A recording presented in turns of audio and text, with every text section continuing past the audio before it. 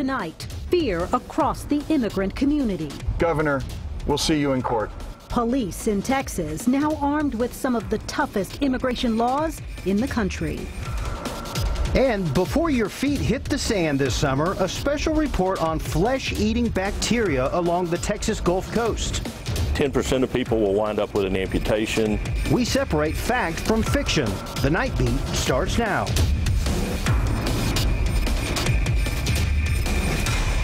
Hi, everybody. I'm Mike Rush. And I'm Quita Culpepper. The impact of the new Texas immigration law causing a stir across Central Texas.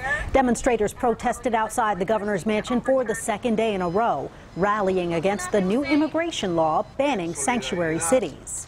And just hours after Governor Greg Abbott signed the bill into law last night, streaming live on Facebook, Texas Attorney General Ken Paxton filed a preemptive lawsuit. He's asking the court to uphold the state's new sanctuary city bill as constitutional. Paxton, anticipating a court battle, already has the ball rolling. The Nightbeat's Tina Shively is in the newsroom to explain why and why those on the other side plan to continue their challenges. Yeah, Mike, the bill was fast-tracked through the 85th legislature with plenty of debate swirling around it. And now a lawsuit will force that conversation to continue in court. 14 local people and groups who have challenged Senate Bill 4's core principles in the past are now defendants in a lawsuit.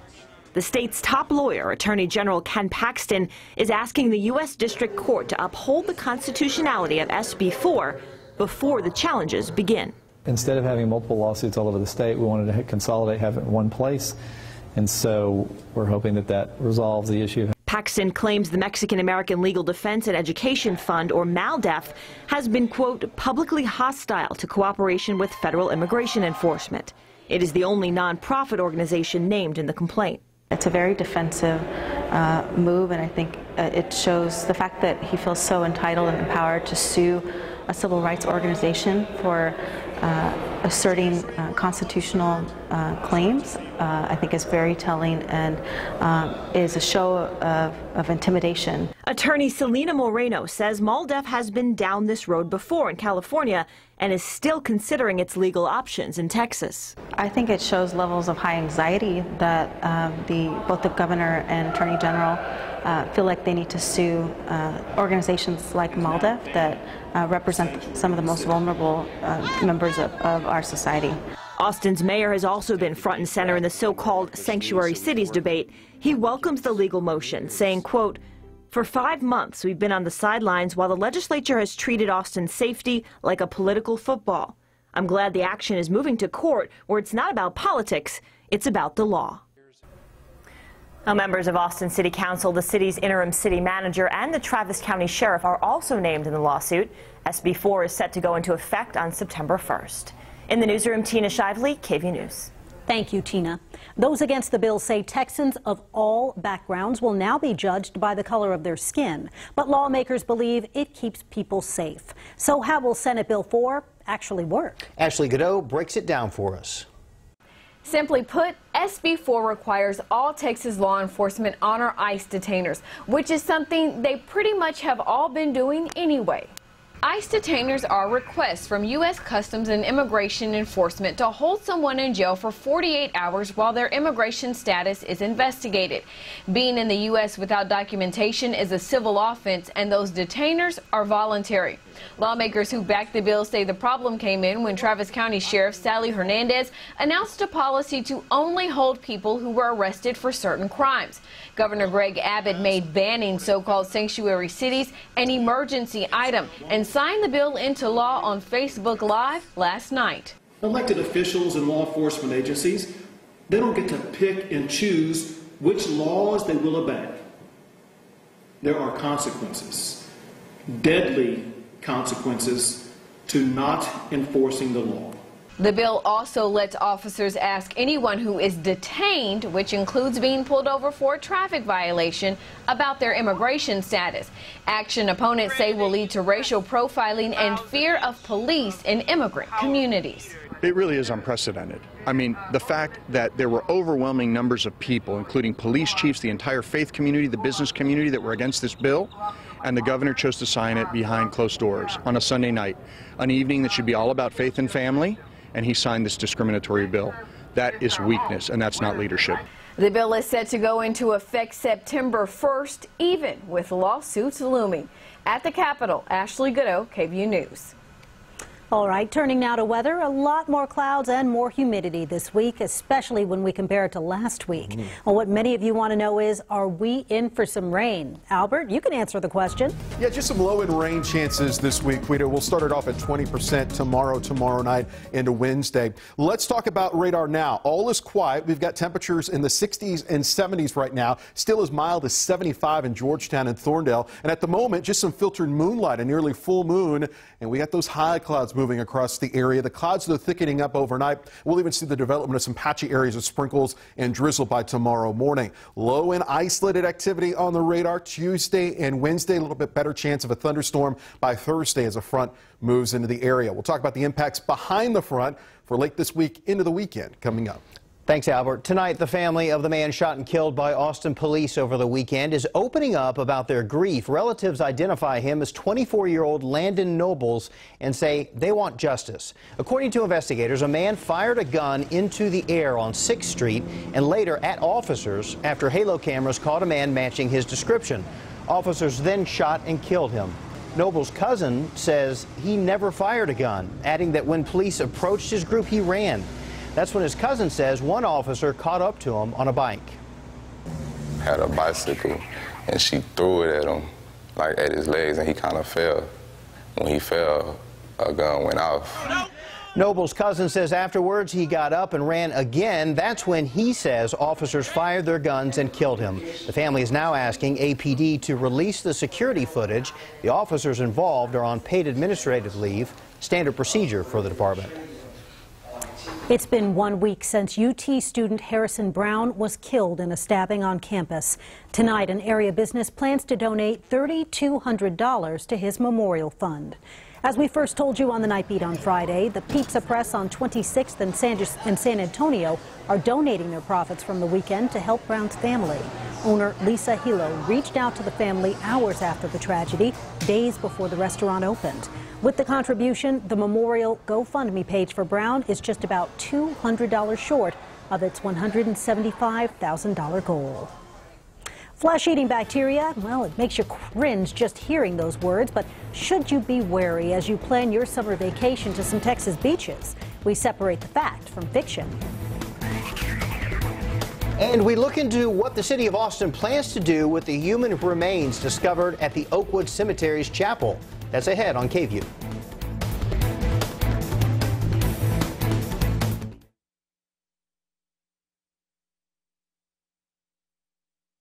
Well, if you're out and about this evening, pretty nice. Temperatures have been in the 70s. Dew point at 61 degrees. That humidity is ticking up. It's going to be a lot more on the humid side in about 24 hours. Highs today near average in the mid-80s. We'll talk rain chances this week coming up in your full forecast.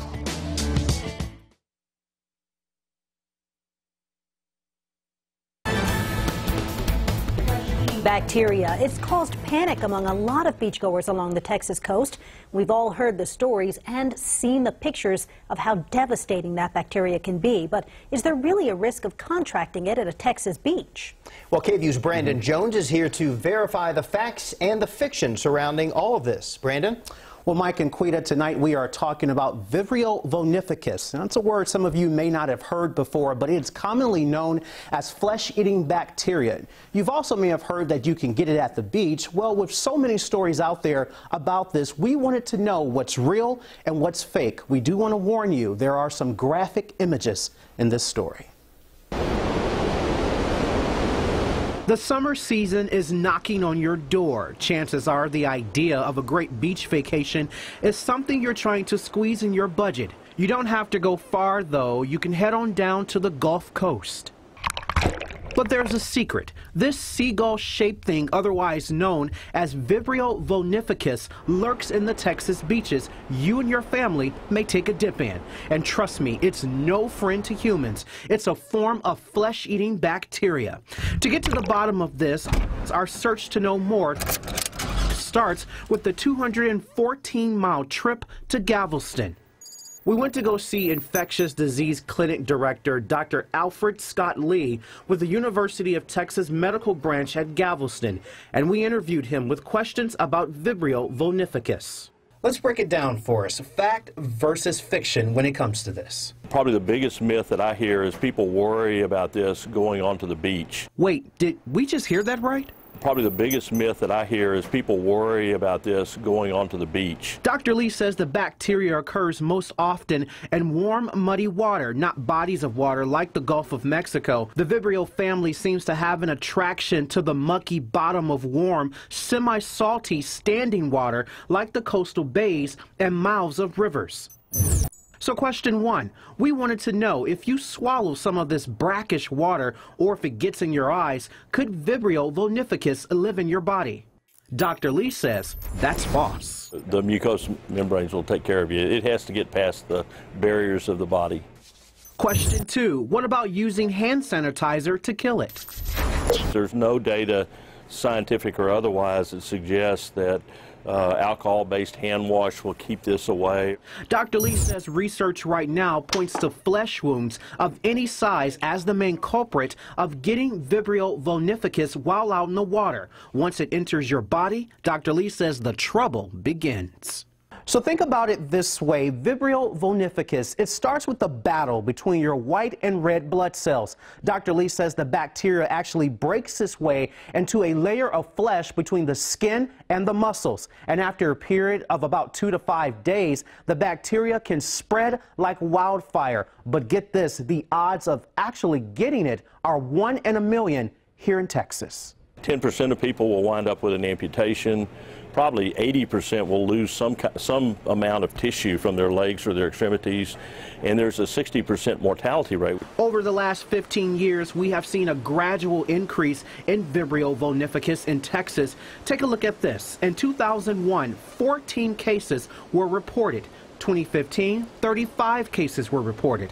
Dr. Lee says most of the cases are in Galveston and Harris counties. So what's causing this increase? Well, Dr. Lee says people recognize the disease more and report it, which is required by state law. Healthcare providers, hospitals, laboratories, schools have to fill out this form for patients who are suspected of having Vibrio within 1 day to the Health and Human Services Department. Symptoms such as high fever, sepsis, chills are common. We learned this form of bacteria doesn't discriminate. We found that 1 in a million person in Buda. Adrian Ruiz is doing what he loves to do, barbecue. Yeah, season's real good because it's going to go down real good tomorrow. Father's Day weekend to Port Aransas changed Ruiz's life.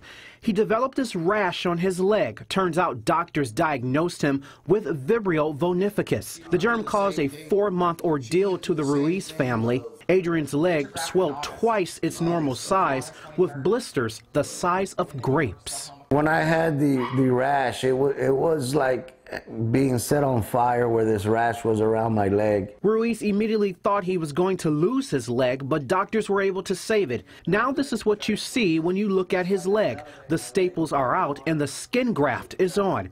It's 85% healed, but his leg still swells a little. This is the second time he's had a medical condition with his legs. Through it all, he finds time for a little humor. Man, I need to take care of my legs, I guess, a little better. I told him he's like a cat with 9 lives and he's using them up. Adrian does not want that to happen because he plans on going fishing again. So to sum this all up, cases of Vibrio vulnificus are extremely rare, and that has been verified. Now, these are some of the areas where Vibrio can be: Sabine Lake, Trinity, and Matagorda Bays. According to Dr. Lee, Vibrio can be treated with antibiotics. However, there is a chance that bacteria can come back. However, those cases are unusual. In the studio, I'm Brandon Jones. All right, thanks, Brandon. Well, scary stuff. Yeah, those are some images to see, but I guess the main point, the takeaway here, 1 in a million, so that's good. You do have to take it seriously, but 1 in a million. Speaking of 1 in a million. Hey! Hey, smooth Thank you so much. Yeah. You know, last week's weather was just perfect, wasn't it? Yeah. Low humidity, sunshine, comfortable temperatures, a lot more humidity this week. And although it still feels fairly comfortable at the moment, 24 hours from now, that humidity is going to start to tick back up. Now, notice little raindrops we have in the forecast for tomorrow. This is just accounting for a 20% chance for an isolated shower tomorrow. Most of us will be dry, but because of so much humidity around, some drizzle in the morning, an isolated shower in the afternoon, and high temperatures, a lot like today, getting to the low to mid 80s. Here's a look at that east-southeasterly flow off the Gulf of Mexico, pumping in that moisture. That's why we'll turn cloudy overnight. And look at the humidity add up over the next 24 hours. We're talking about dew points near 70 degrees, upper 60s to near 70 degrees. Anytime you get close to the 70-degree mark when it comes to the dew point, that measurement of moisture, you get to that oppressive, muggy air mass, and will be so humid the next couple of days that even though there's not a trigger, an ignition in our atmosphere like a front or a low pressure system, still chance of drizzle in the overnight, a chance for an isolated shower in the afternoon, including tomorrow, and about a 20% chance of rain on Wednesday afternoon. Now, there is a front in the forecast. It arrives Thursday. This will be that trigger in the atmosphere that could allow for a thunderstorm or two Thursday afternoon, Thursday evening. But at this point, we believe the severe weather risk will stay to the north of the area. So overnight, turning cloudy, breezy and humid, and by early tomorrow morning, a couple of pockets of sprinkles and drizzle, and we'll only drop to about 67 degrees tonight. Mostly cloudy for the most part tomorrow. There's a check of that small chance of rain, breezy southeast wind, and a high temperature at about 83 degrees. Highs across the metro ranging from 81 degrees in Dripping Springs to about 83 in Buda and also in Kyle. A couple of locations out west staying in the 70s, like in Gillespie and Blanco County, but for the most part, we're in the 80s across the area for tomorrow. Under the microscope, trace amounts of pollen, molds, and moisture. They're like BFFs, and that's why the molds are going to be in the high count, not just tonight, but over the next several days. Allergy forecast found every day in the Statesman. Tonight's KVUE Weather Snapshot, Tina Hine taking this photo of a beautiful sunset. How about that with those high clouds moving across the area? We would love to see your photo snapshot at KVUE.com. Here's a check of your extended forecast. With some drizzle in the morning, not widespread though, patchy in nature. An isolated shower in the afternoon, both for Tuesday and again on Wednesday. Not a huge chance of thunderstorms, but with that front coming in, gives us a little bit more lift, a little bit more energy in the atmosphere. So an isolated thunderstorm possible Thursday. And then behind that front, not a lot of cool air, including into Mom's Day on Sunday, but the humidity will be lower, and I think Mom will like that. Lower humidity. Absolutely. Better hair days. No, I know my mom will love that. Good. Just in time for Mother's Day then. Thanks, Al. You got it. Thanks, Albert. Well, plans to renovate an Austin chapel will go forward now that the city has decided what to do with human remains found nearby. And Jimmy Kimmel back on the airwaves tonight.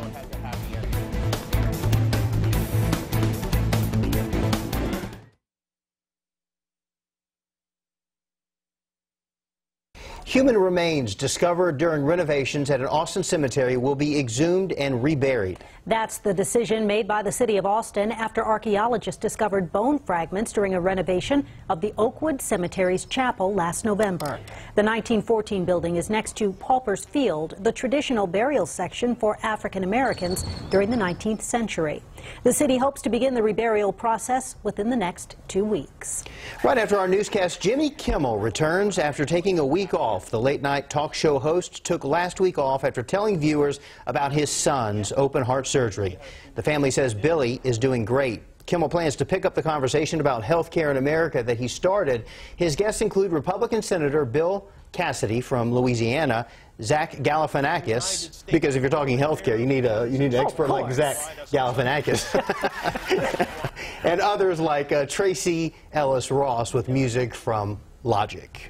So, you know, it could surprise you. Somebody like Zach Galifianakis. That you're not a guest? I think Maybe he is. so, He's yeah. very jealous. I don't know. He's also jealous of Tony Romo. Well, the guy can do everything. Is it because of the retirement or because of the golf? I think the retirement mostly, yeah, I think so too. That's how a lot of people are. Tony Romo learned the hard way. Drive for show, putt for dough. Romo tries to qualify for the U.S. Open when we come back.